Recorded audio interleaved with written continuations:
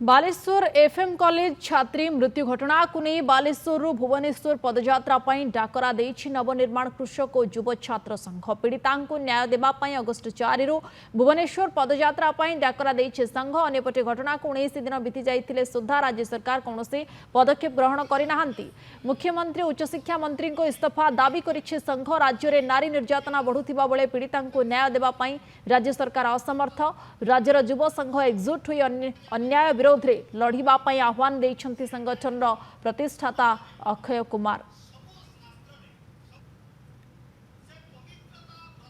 को आगु को मजबूत करी एक्शन ओरिएंट करी ठिया करिया पई एवं तद सहित नैतिक दृष्टि मुख्यमंत्री इस्तीफा दियंतु, उच्च शिक्षा मंत्री इस्तीफा दियंतु एवं एठिकार आईएएस एसपी भी नैतिक दृष्टि इस्तीफा दियंतु, नहीं तो बहिष्कार करा जाऊ एवं संसद को नैतिक दृष्टि इस्तीफा देवा उचित।